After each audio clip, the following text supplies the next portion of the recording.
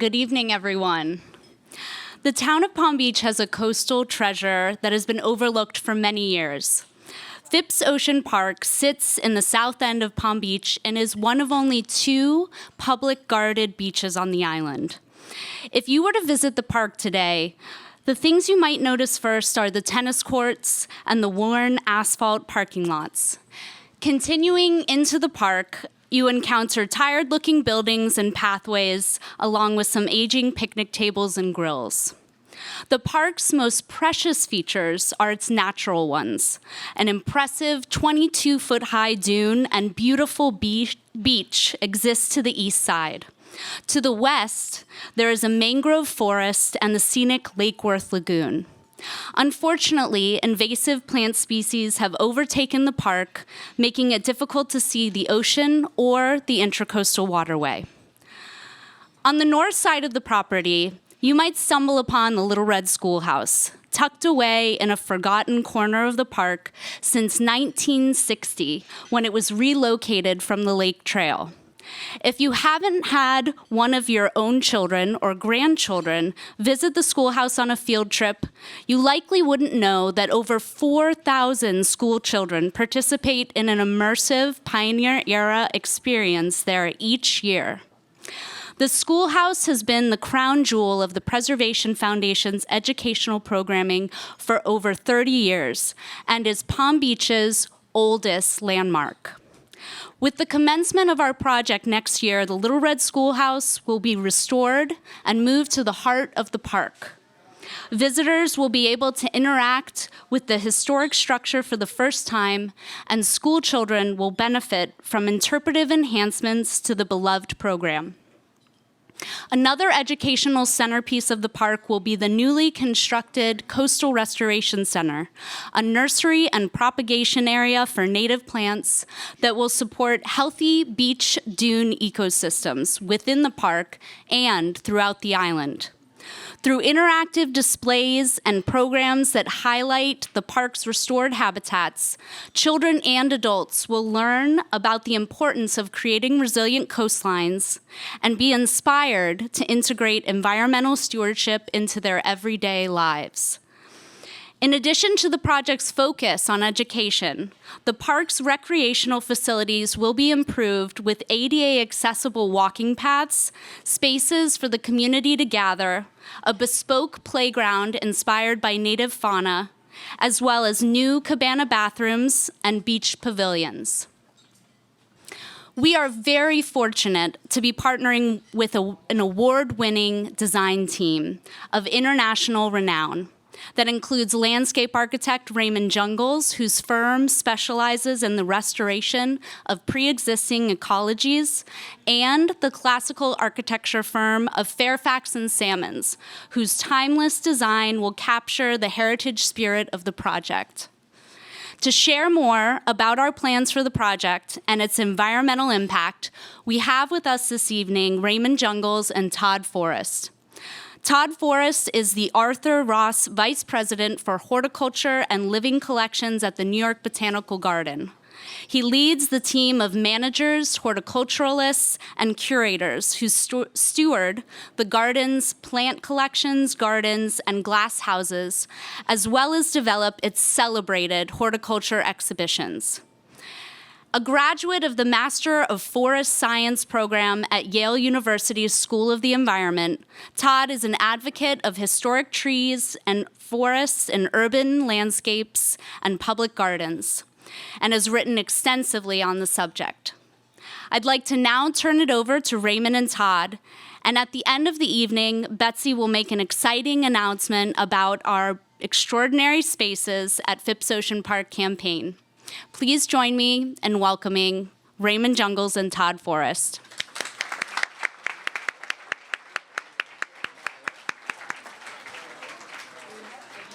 Thanks, Amanda, for the introduction. I'm Todd Forrest, Arthur Ross Vice President for Horticulture and Living Collections here at the Garden. And we're going to have a quick conversation about the remarkable project at Phipps Ocean Park, which I've been learning about for the past year or so from Raymond and Amanda and the whole team. To begin with, I just want to give you all a little bit of context about the New York Botanical Garden. where I have worked for the past 25 years. Raise a show of hands, who's been to NYBG? This is a very sophisticated crowd. I knew that when I walked in. So that's good. I won't have to dwell too deeply. We have limited time. There's food coming. But the Garden is an incredible institution in New York City. It was the third of the major cultural institutions established in New York in the late 19th century. Established on 250 acres in the Bronx. And here in this photo, you can see the crown jewel of the Garden, the Ina Day Haupt Conservatory. I'm sure nearly all of you have been to the conservatory ball. If you haven't been, Isaac Thweet in the back of the Garden can help you go there next year. So the Garden as an institution has three main program areas. It's best known, obviously, for horticulture, but the Garden is as much a scientific and research institution as it is a garden proper. Our scientists have been working around the world since the 1890s. In fact, our scientists were some of the first to study the plants of Cuba, Latin America, the Brazilian Amazon. We have global reach in our scientific programs. We also have an incredible spectrum of students, literally students of all ages, from preschoolers through PhDs, who use the Garden as an educational resource. And of course, we have horticulture itself, the care and feeding of plants across the Garden's 250-acre National Historic Landmark landscape. We have remarkable natural areas. We have 50 gardens, collections, and displays spread across the landscape, the world-famous Peggy Rockefeller Rose Garden. We have a program of changing seasonal exhibitions, the Orchid Show, the Holiday Train Show. We also feature the work of remarkable artists like Yayoi Kusama, who was at the Garden last year. And of course, we have educational gardens, both at the Garden in the Bronx, but also through the borough of the Bronx. We've been involved in the creation of about 300 community gardens, urban farms, and school gardens across the Bronx over the past 30 plus years. It's a remarkable institution. One thing that people who come to the Garden for either the Orchid Show or the Train Show or for a big event might not realize is that the Garden site was chosen in the 1890s because at its heart is a 50-acre old-growth forest, a little slice of irreplaceable nature in the heart of New York City. It was considered magical and invaluable in the 19th century when the Garden was established. You can imagine 130 years later how much more valuable and invaluable that's become. We have a native plant garden, you can see in the picture here, which celebrates the role of our scientists in studying and conserving the plants native to northeastern North America.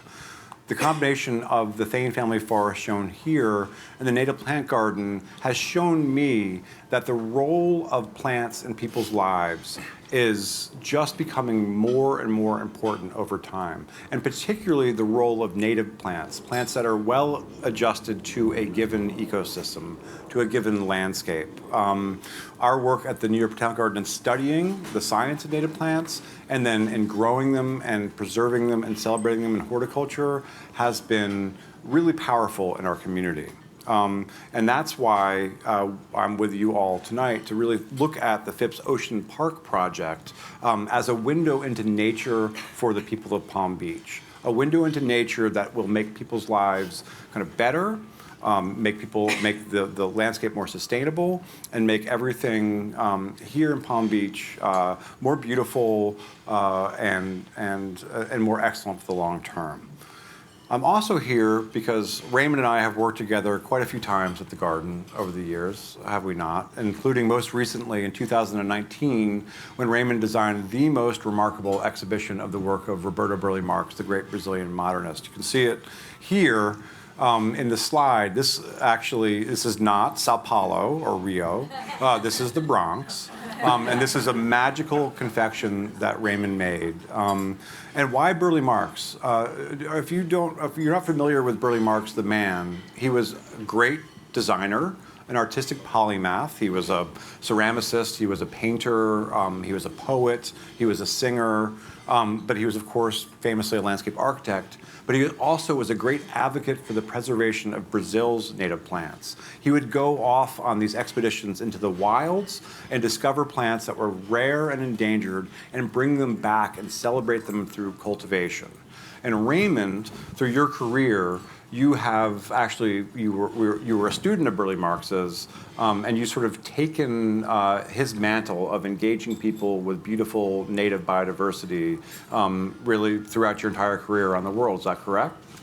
I was very much influenced by the great Roberto Burley Marx, and so honored to do that show with you guys up at the New York Botanical Gardens that over 250,000 people came to see. And it was, for me, it was certainly a highlight of my career to be able to give back a little bit to a person who had done so much for me and humanity in general. And one other thing I might say is Forest and Jungles, two ecosystems up here on the stage tonight. I have to say,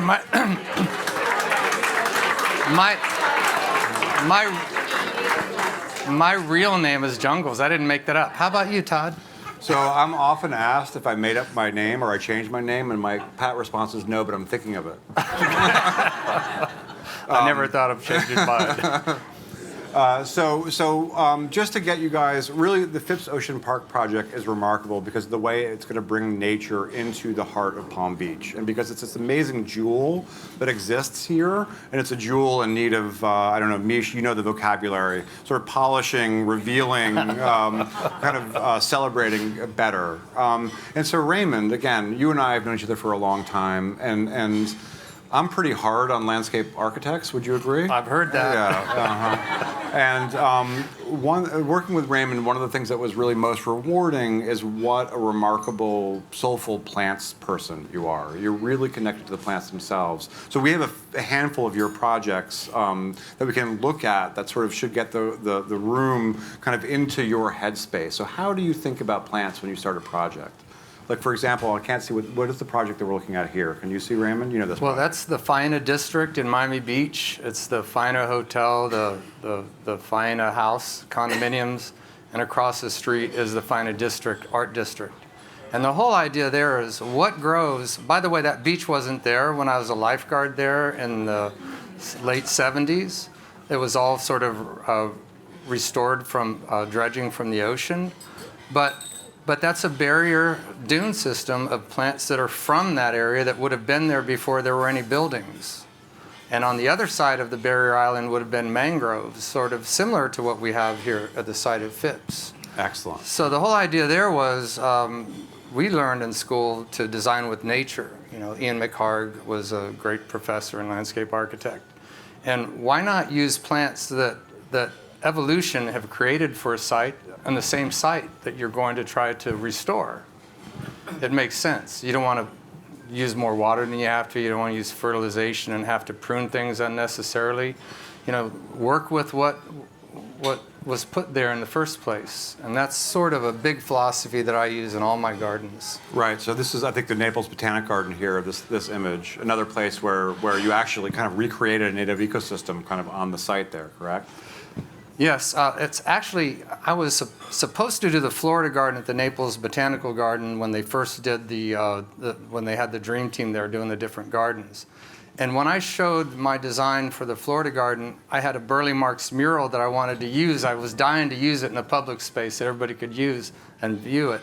And then the architect, Ted Flato from Lake Flato, said, well, wait a second. Why doesn't Raymond do the Brazilian garden, because it's right adjacent to the visitor center, and then the mural would be in a very focal area?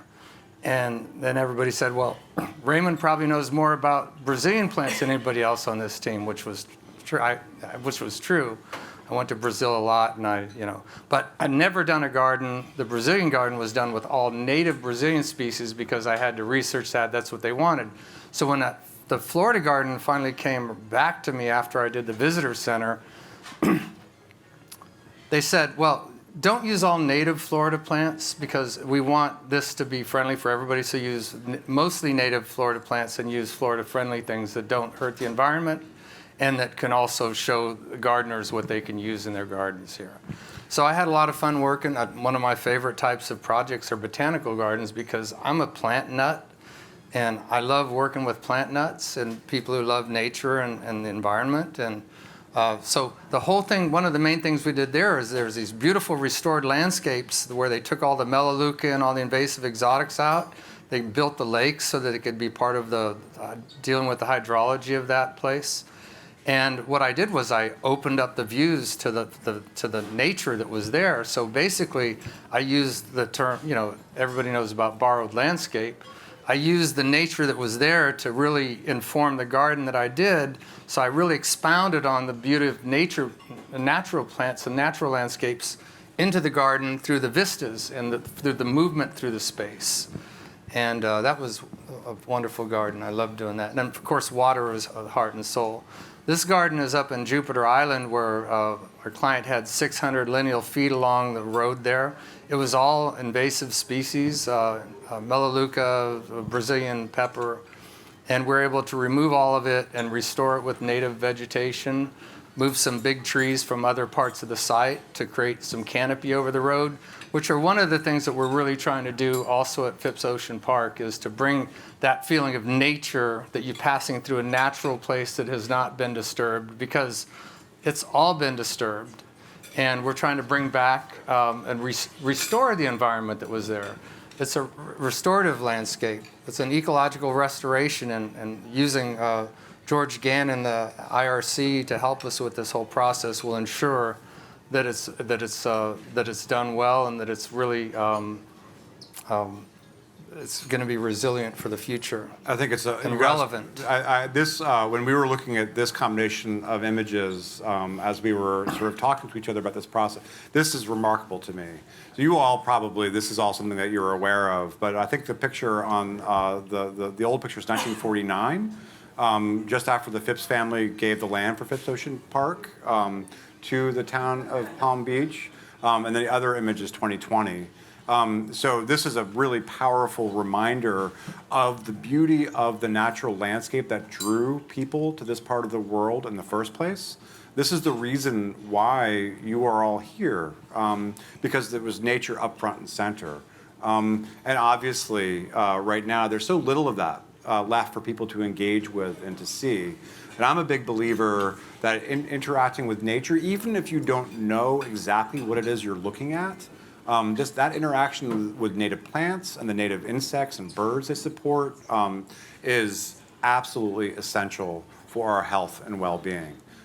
So, this is an image that was pretty emblazoned on my mind, and Raymond, I'm sure that sort of before picture was hugely inspirational to you as you were developing the design palette for Phipps Ocean Park. Is that true? Absolutely.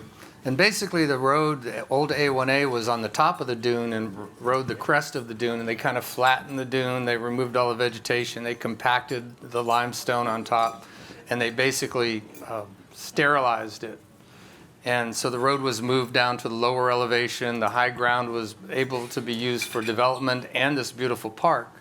But so we want to bring the park back to where it was before it became a road, before it became, a construction site, a staging site for all the construction that happened around there, and bring life back into the garden, bring local flora and fauna, and so that we can create a living garden and a legacy project for future generations.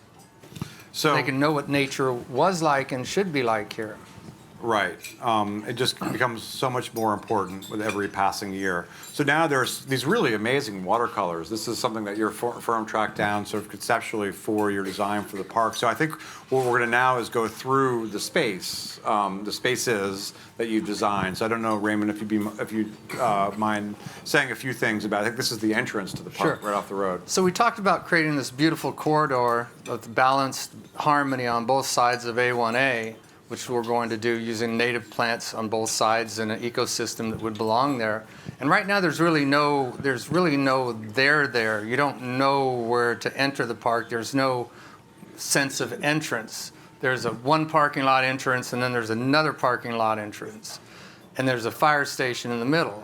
So we've tried to find a place where the schoolhouse is now, sort of hidden behind some vegetation alongside the road, and move it onto higher ground and create visual penetration into the site and a sense of choreography to move into the site, that you could see the schoolhouse from a distance, and it encourages you to come into what will now be an arrival plaza, and multiple paths that are all ADA accessible so that you could really utilize the park and enjoy it effortlessly. Right now all the paths kind of go up and over the dune as quickly as possible. They're impossible if you have any kind of disabilities. And it should be a wonderful park for strolling, much like Central Park of the New York Botanical Gardens.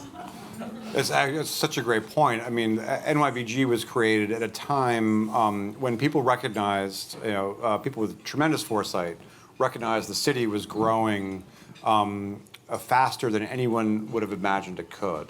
They recognized that if land like the NYBG, the land that NYBG is on, wasn't set aside, the city would become unlivable for everybody in the city. So having, again, New York does not have much green space, but the Bronx is the greenest borough by far.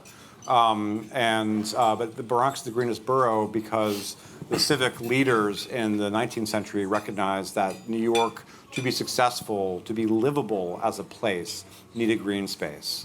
So obviously the same is true here Central Park. Here in Palm Beach. Right. So what's this? This is as you come in from the entrance. What are we seeing now? So there'll be a place to arrive, an arrival plaza, and you'll go to the right, and there'll be the schoolhouse. You go to the left, there'll be the conservation center, where they'll be growing the great native plants and great educational opportunities. And then also to the left will be a new playground, a bespoke playground for children and for families to, once again, encourage children and families to engage with nature and to realize the benefits of what living closer to nature can do for you. There'll be sound of water, there'll be shade, there'll be all the things that a garden gives you, but using more natural materials, native materials to the site. So you mentioned the Coastal Restoration Center, and I think George is here in the back. I have a tremendous amount of respect for botanists and horticulturists and ecologists who sort of kind of hunt down remnant populations of native plants that used to grow all the way across this entire barrier island, little remnant populations. And here, I believe, is where those plants will be grown on, not only for use in Phipps Ocean Park, but also for planting in other coastal restoration projects regionally. That's true. A lot of plants that are not available in the landscape industry will be grown for this restoration as well as others. And then, of course, you have the beautiful structure that you see there designed by Fairfax and Salmons. It's going to just, it'll be about beauty, but it'll also be about nature and conservation and about just how special this place is. And what's really interesting is there's topography. As most places in Florida are pretty flat, pancake flat. Most places in Florida don't have 22-foot elevation above sea level. We have all of that. We have 7 different ecotones as we move across the site. And we're going to try to, do plant communities that are true to each of those for educational purposes and also for conservation and restoration purposes. So I don't like people very much. I'm really more of a plant person. But this park obviously has spaces for people, and it was Amanda's, the Little Red Schoolhouse, which I believe was built in 1886. Do I have that number right? I mean, I didn't even realize that Florida was a place in 1886. It's amazing. Which is a place that serves local school children, and that's going to be kind of incorporated into the program of the park, right? These education programs, and having an evocation or a celebration of the nature of Florida for those children to study firsthand, to be immersed in firsthand. I'm imagining that I'll like the next generation of people much better because they would have gotten trained in plants. Well, we have moved them to the heart of the park and made that sort of the whole core of where we started to branch out from there. So why not put children first? Right. Well, just really, that's the other thing. I was, at NYBG, where I've been for a long time. During COVID, we had a brief moment where no people were allowed in the garden. Right. You must have loved that, Todd. I did. But then it became very clear that parks and gardens are made for people. And as much as they are made beautiful by the plants and they're enlivened by the animals and the birds and the insects, their soul comes from the way that people interact with them. And it really does seem like the design that you guys have put together for this park strikes that amazing balance between nature and serving the people of Palm Beach, which is, you're to be congratulated. It's a very brilliant project. And I think we have a couple more slides. What's this area? This looks like a beautiful opening. Maybe this is on top of the dune overlooking the ocean? Well, that's the Horizon Plateau. So right now there's the only level area that you could see the horizon line, which is the big show, is 20 feet wide.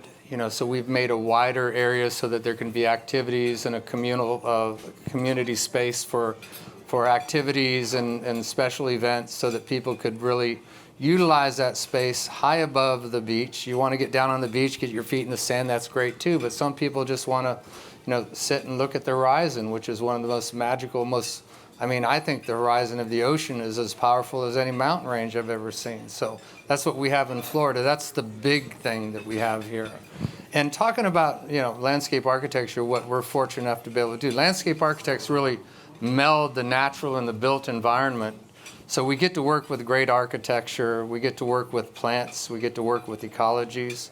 And that's why I said, I've been doing this for a long time, and just that what really moves me is using the plants that were supposed to be there, that were developed over the eons through evolution. And it gives me great satisfaction to see people enjoying, especially kids, enjoying the garden spaces, living closer to nature. Who doesn't smile when they see a butterfly or a dragonfly or a beautiful bird? And I think this is our last image, and it looks like my food is being served, so I know that I need to get back there. But anyway, you see that here we've ended up at the ocean, right? So you've started off on the on the intercoastal waterway side. Forgive me if I have the Palm Beach geography all wrong, but you started off sort of inland, and you've worked your way across all of these kind of representations of the ecosystems that made this barrier island, that are this barrier island. So you literally go from low to high, back to low into the ocean again. So yes. How do you design for that sort of thing? How do you get that kind of complexity into such a small amount of space? Well, I don't know. I've always been inspired the most by nature, and I've learned by studying nature what grows on the dune where the wind's blowing, the soil medium, which is sand, which has no organic matter, just a lot of salt, is constantly moving. Who could design plants for that? And who could design a plant for the edge of the lake that could actually grow in water and salty water, like a red mangrove?